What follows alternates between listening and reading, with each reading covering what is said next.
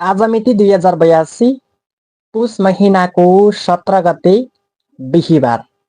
हजुरहरू लोकसेवा आयोग, शिक्षक सेवा आयोग, ब्याङ्किङ सेक्टर र अन्य लोकसेवा आयोगको तयारी गर्दै बस्नुभएका अर्थात् तयारी गर्ने सोच बनाउनुभएका सम्पूर्ण विद्यार्थीहरूमाझ तपाईँहरूलाई प्र्याक्टिस गराउनका निमित्त युट्युबको लाइभ प्र्याक्टिस क्लास लिएर म फेरि पनि हजुरहरूमाझ उपस्थित भइसकेको छु।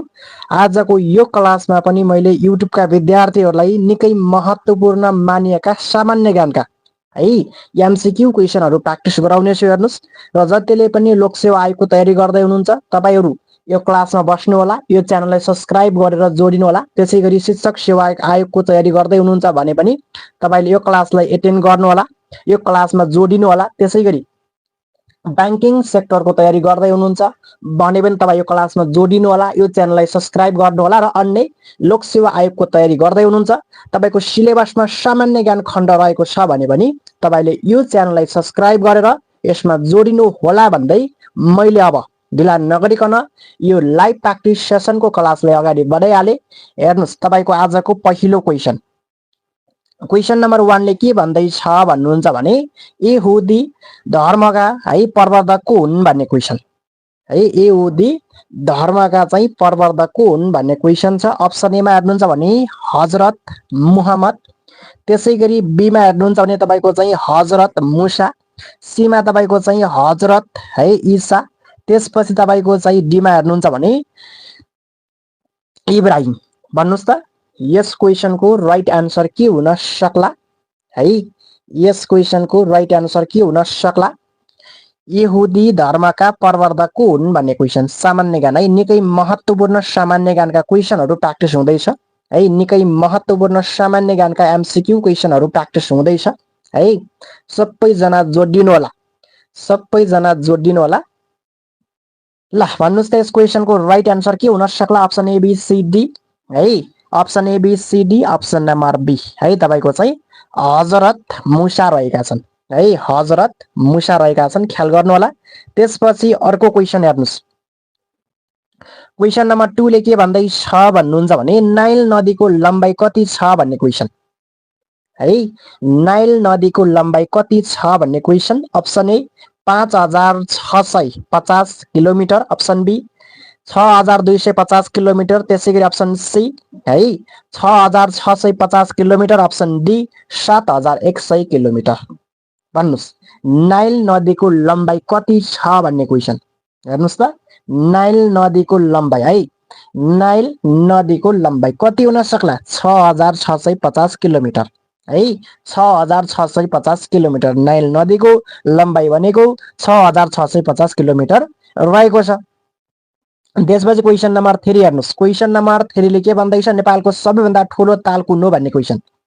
नेपालको सबैभन्दा ठुलो ताल कुन हो भन्ने क्वेसन छ।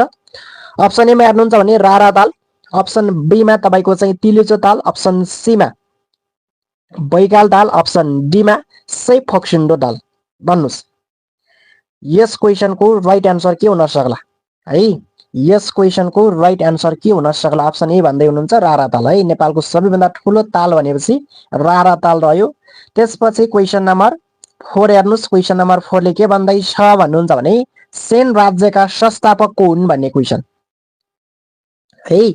सेन राज्यका संस्थापक option A Mukund Sen, B Damodar Sen, option C Rudra Sen, option D Kalmandan Sen है, कुलमण्डन सेन। भन्नुहोस् त मिलाउने कोसिस गर्नु होला है। ल भन्नुहोस् के हुन्छ होला? सेन राज्यका संस्थापक, सेन राज्यका संस्थापक है, सेन राज्यका संस्थापक। भन्नुहोस् सेन राज्यका संस्थापक को रहेछन्? रुद्र सेन है। सेन राज्यका संस्थापक रुद्र सेन, अप्सन सी रह्यो। त्यसपछि क्वेसन नम्बर हेर्नुहोस् है, क्वेसन नम्बर 5 ले के भन्दैछ भन्नुहुन्छ भने हिन्दू र बौद्ध धर्मको साझा ग्रन्थ कुन हो भन्ने क्वेसन। हिन्दू र बौद्ध धर्मको साझा ग्रन्थ त्रिपिटक अप्सन एमा, बीमा तपाईँको चाहिँ उपनिषद है, उपनिषद तपाईँको चाहिँ उपनिषद, त्यसपछि सीमा तपाईँको चाहिँ महाभारत, अप्सन डी वेद। हिन्दू र बौद्ध धर्मका है बौद्ध धर्मको साझा ग्रन्थ। नयाँ हुनुहुन्छ भने च्यानललाई सब्स्क्राइब गरेर जोडिहाल्नु होला है। च्यानललाई सब्स्क्राइब गरेर जोडिनु होला तपाईहरुलाई यो च्यानलबाट है निकै महत्त्वपूर्ण क्वेशनहरु एमसीक्यू का क्वेशनहरु प्र्याक्टिस हुन्छ। एमसीक्यू का क्वेशनहरु प्र्याक्टिस हुन्छ है। नयाँ हुनुहुन्छ भने च्यानललाई सब्स्क्राइब गरिहाल्ने। जतिले पनि खरिदार नाइब सुब्बा भयो, त्यसपछि यो तपाईको चाहिँ लोकसेवा आयोग तर्फ खरिदार नाइब सुब्बा भयो, बैंकिङ सेक्टर तर्फ तपाईले तयारी गर्दै हुनुहुन्छ भने पनि जोडिनु होला हैन। शिक्षक सेवा आयोग तर्फ तपाईको चाहिँ प्राथमिक निम्न माध्यमिक माध्यमिक तहको तयारी गर्दै हुनुहुन्छ भने पनि जोडिनु होला। अन्य लोकसेवा आयोगको तयारी गर्दै हुनुहुन्छ तपाईको सिलेबसमा सामान्य ज्ञान खण्ड रहेको छ भने पनि जोडिनु होला यो च्यानललाई सब्स्क्राइब गरेर है। ल भन्नुस् त के हुन सक्ला? अप्सन डी बेथ है। अप्सन डी बेथ रह्यो। त्यसपछि क्वेशन नम्बर 6 हेर्नुस्। क्वेशन नम्बर 6 ले के भन्दैछ? विश्वमा सबैभन्दा महँगो कफी है उत्पादन गर्ने देश कुन हो भन्ने क्वेशन। विश्वमा सबैभन्दा महँगो कफी उत्पादन गर्ने देश। विश्वमा सबैभन्दा महँगो कफी उत्पादन गर्ने देश। अप्सन ए मा छ ब्राजिल, अप्सन बी मा छ इथियोपिया, अप्सन सी मा छ कोलम्बिया, अप्सन डी मा छ इन्डोनेसिया। भन्नुस् विश्वमा सबैभन्दा महँगो कफी उत्पादन गर्ने देश है। कफी उत्पादन गर्ने देश कुन हुन सक्ला? कुन हुन सक्ला? इन्डोनेसिया। ठीक छ नि, इन्डोनेसिया है। विश्वमा सबैभन्दा महँगो कफी उत्पादन गर्ने हजुरको राष्ट्र देश भनेको इन्डोनेसिया। अप्सन नम्बर डी हजुरको राइट आन्सर रह्यो। त्यसपछि क्वेशन नम्बर 7 हेर्नुस्। क्वेशन नम्बर 7 ले के भन्दैछ? नेपालको संविधानको अनुसूची 5 मा के सम्बन्धी व्यवस्था गरिएको छ भन्ने क्वेशन। नेपालको संविधानको अनुसूची 5 मा के सम्बन्धी व्यवस्था गरिएको छ?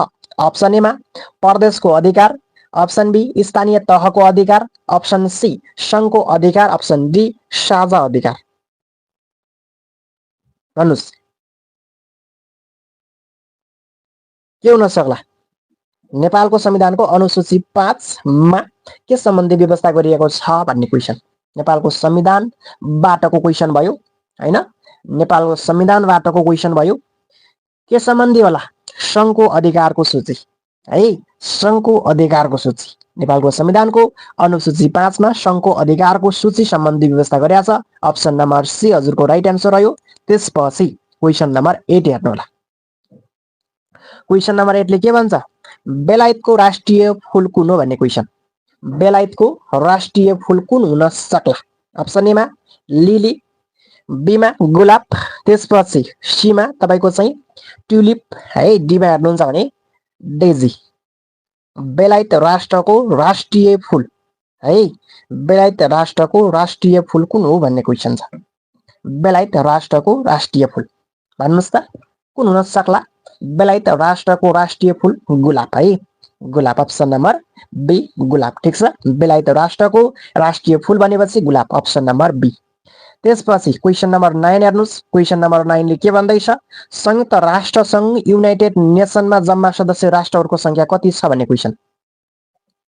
युएनओमा जम्मा सदस्य राष्ट्रहरूको संख्या कति छ भन्ने क्वेशन। अप्सन ए मा 190, अप्सन बी मा 191, त्यसपछि अप्सन सी मा 192, अप्सन डी मा 193। भन्नुस् युएनओमा है, युएनओमा जम्मा सदस्य राष्ट्रहरूको संख्या कति छ भन्ने क्वेशन। 193 हो पक्कै पनि है। 193 193 ठीक छ नि, 193। ल अन्तिम क्वेशन हेर्नुस्। क्वेशन नम्बर 10 हेपाटाइटिस बी कुन अङ्गमा संक्रमण हुने रोग हो भन्ने क्वेशन।